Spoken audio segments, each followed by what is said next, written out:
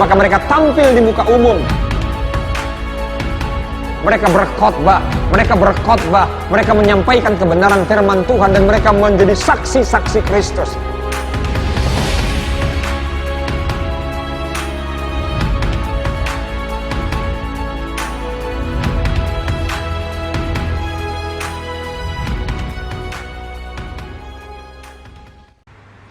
Shalom, Bapak Ibu Saudara-saudari dimanapun engkau berada. Saya berdoa setiap kita ada dalam berkat perlindungan dan penjagaan Tuhan. Hari ini saudara-saudara menjadi hari yang istimewa, hari yang khusus buat kita, karena kita sedang memperingati dan merayakan hari kenaikan Tuhan kita Yesus ke surga. Maka di dalam edisi khusus ini, maka saya menyiapkan sebuah khotbah buat saudara, makna kenaikan Yesus. Bapak Ibu Saudara-saudara yang Tuhan kasihi, saya ingin mengajak saudara untuk membaca firman Tuhan. Kita akan melihat firman Tuhan di dalam Kisah Para Rasul pasal yang pertama, ayatnya yang ke-6 sampai ayatnya yang ke-11. Demikian firman Tuhan. Maka bertanyalah mereka yang berkumpul di situ, Tuhan, maukah engkau pada masa ini memulihkan kerajaan bagi Israel? Jawabnya, engkau tidak perlu mengetahui masa dan waktu yang ditetapkan Bapa sendiri menurut kuasanya. Tetapi kamu akan menerima kuasa kalau Roh Kudus turun ke atas kamu, dan kamu akan menjadi saksiku di Yerusalem dan di seluruh Yudea dan Samaria dan sampai ke ujung bumi. Sesudah ia mengatakan demikian, terangkatlah ia disaksikan oleh mereka, dan awan menutupnya dari pandangan mereka.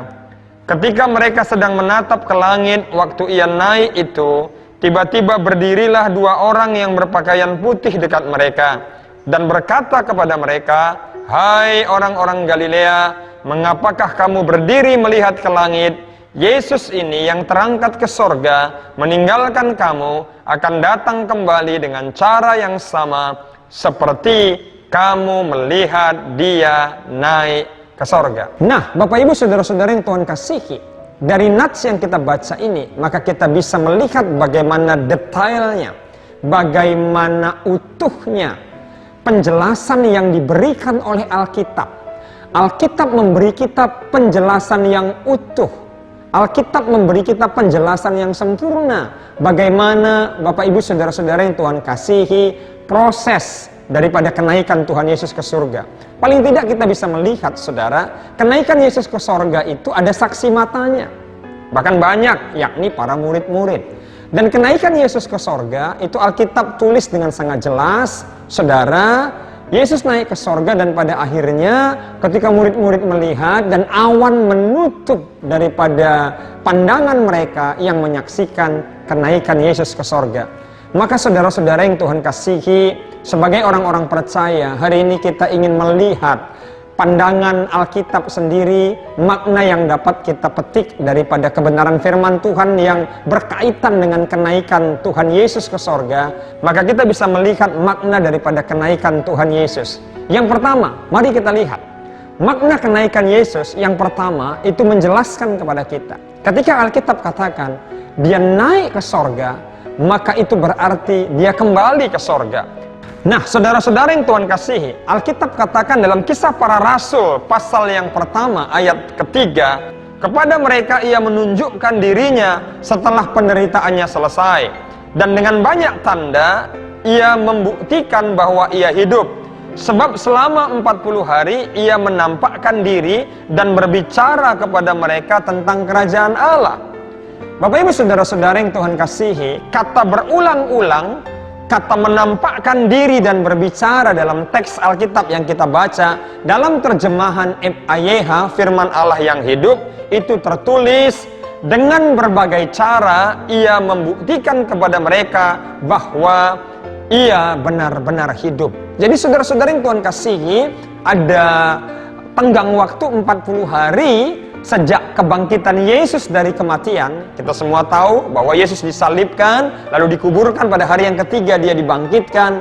Maka setelah dia bangkit ada 40 hari, saudara, berulang-ulang Yesus menampakkan diri kepada murid-muridnya. Dan kitab Korintus mencatat, saudara-saudara, bahwa kepada sekitar 500 orang Yesus menampakkan diri. Itu berarti sangat banyak Bapak Ibu Saudara-saudara.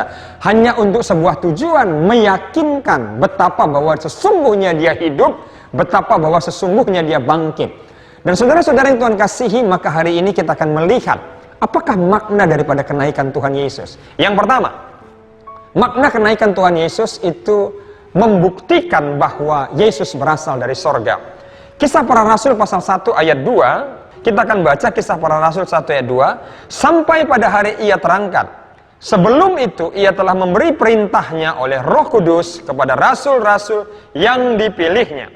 Nah, Bapak Ibu Saudara-saudara yang Tuhan kasih, kata terangkat yang kita baca dalam Nats tadi, dalam versi firman Allah yang hidup, tertulis kembali ke sorga. Jadi ketika Alkitab menulis Yesus terangkat, itu artinya Yesus kembali ke surga. Pertanyaan paling menarik adalah, kalau Yesus kembali ke surga, itu berarti kita tidak punya tafsir yang lain selain Yesus berasal dari surga. Kalau Yesus berasal dari surga, pertanyaan yang lebih menarik adalah, itu berarti dia pemilik surga. Itu berarti dia adalah Tuhan, dia adalah Allah. Saudara-saudara yang Tuhan kasihi, ini kabar baik buat kita. Sehingga semakin menguatkan dan meyakinkan iman kita bahwa Allah yang kita sembah, Yesus yang mati di kayu salib, Yesus yang bangkit pada hari ketiga, dan yang hari ini kita peringati naik ke surga, adalah Tuhan pemilik surga itu sendiri. Yang kedua Bapak Ibu Saudara-saudara, kalau yang pertama makna daripada kenaikan Tuhan Yesus adalah dia berasal dari sorga. Maka yang kedua, makna dari kenaikan Yesus ke sorga adalah Yesus menyiapkan tempat bagi kita di surga. Mari coba kita lihat firman Tuhan di dalam Yohanes pasal yang ke-14, ayat yang pertama sampai ayatnya yang kedua. Jangan gelisah hatimu, percayalah kepada Allah, percayalah juga kepadaku. Di rumah Bapakku banyak tempat tinggal. Jika tidak demikian, tentu aku mengatakannya kepadamu. Sebab aku pergi ke situ untuk menyediakan tempat bagimu. Saudara bisa lihat, Alkitab dengan jelas menulis dalam Yohanes pasal 14 ayat 1, terkhusus ayat 2. Apa sih alasan Yesus naik ke surga, saudara? Sederhana sekali. Alasan daripada Yesus, saudara, supaya dia menyiapkan tempat bagi saudara dan saya. Luar biasa.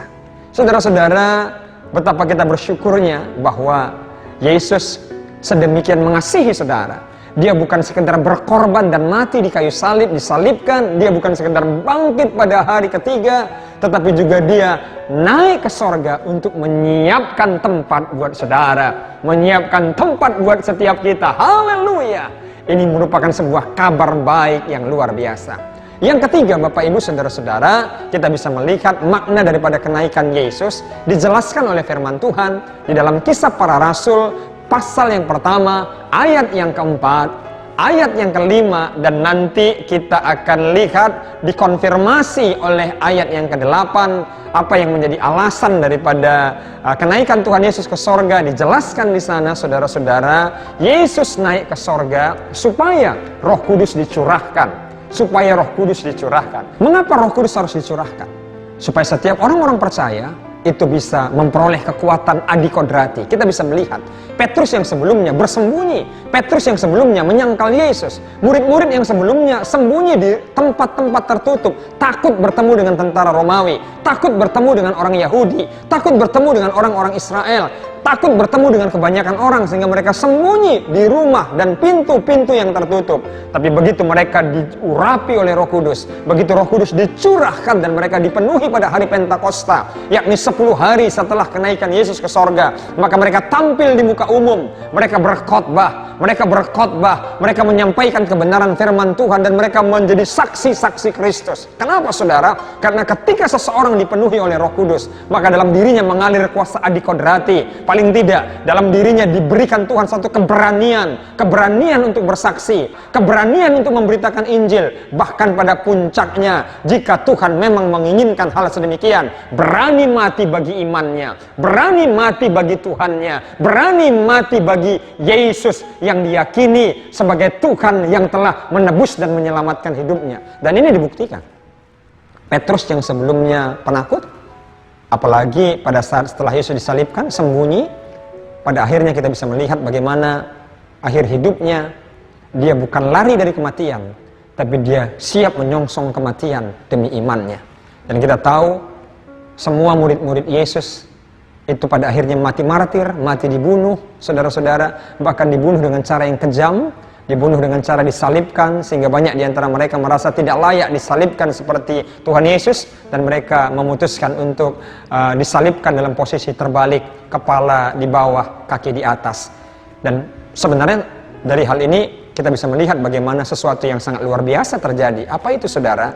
Ketika mereka dipenuhi oleh Roh Kudus, satu kuasa dikodrati bekerja dalam hidup mereka, sehingga bukan hanya tanda-tanda heran, bukan hanya mukjizat dikerjakan oleh pelayanan daripada rasul-rasul ini, murid-murid ini, tetapi juga dalam diri mereka ada satu tekad yang luar biasa, ada satu keberanian yang luar biasa, siap mati bagi Kristus. Maka yang keempat, makna daripada kenaikan Tuhan Yesus ke sorga, Bapak Ibu, untuk penggenapan nubuatan yang akan segera terjadi, yakni kedatangan Yesus yang kedua kali.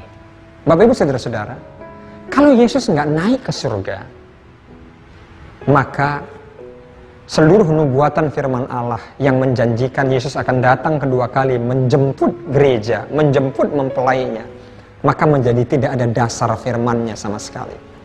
Maka ketika Yesus naik ke surga 2000 tahun yang lalu, maka itu menjelaskan kepada kita bahwa kelak Yesus akan datang kembali. Yesus akan datang kembali untuk menjemput gerejanya. Mari coba kita lihat firman Tuhan di dalam Yohanes pasal 14 ayat 3. Dan apabila aku telah pergi ke situ dan telah menyediakan tempat bagimu, aku akan datang kembali dan membawa kamu ke tempatku, supaya di tempat di mana aku berada, kamu pun berada. I will come again. Itu adalah kalimat indah daripada Tuhan Yesus, yang menjelaskan kepada kita bahwa satu saat harinya akan tiba. Hanya Bapa yang tahu. Ketika akhir zaman tiba, ketika sangkakala Allah akan ditiup, maka Yesus akan datang kembali. Ini yang kita sebut sebagai kedatangan Yesus yang kedua untuk menjemput mempelainya. Mengapa Yesus perlu naik ke surga pada 2000 tahun yang lalu, saudara-saudara? Supaya kelak ketika dia datang kembali menjemput gerejanya, kita siap untuk menjadi mempelainya. Tuhan Yesus memberkati. Allah kita adalah Allah yang dahsyat. Biarlah setiap orang-orang percaya dimanapun kau berada, hal ini menjelaskan kepada kita sekalian betapa dahsyatnya Allah yang kita muliakan, Allah yang kita sembah, saudara-saudara. Tuhan Yesus memberkati. Ada nomor yang dapat saudara hubungi. Saudara-saudara boleh menyampaikan permohonan doa. Kami siap menjadi sahabat bagi saudara untuk berdoa, sehingga apapun pergumulan kita boleh membawanya di dalam doa. Namun di kesempatan ini, kami rindu berdoa buat saudara. Mari kita pejamkan mata, satukan hati di hadapan Tuhan.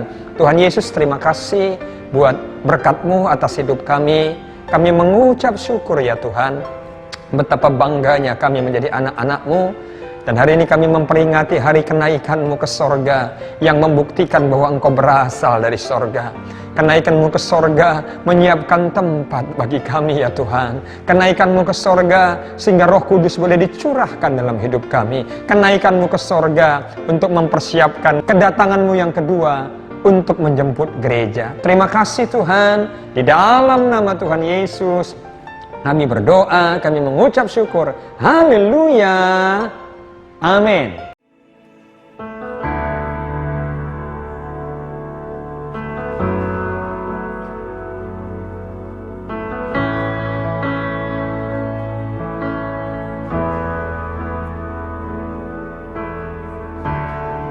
I'll live for the moments where I'm still in your presence.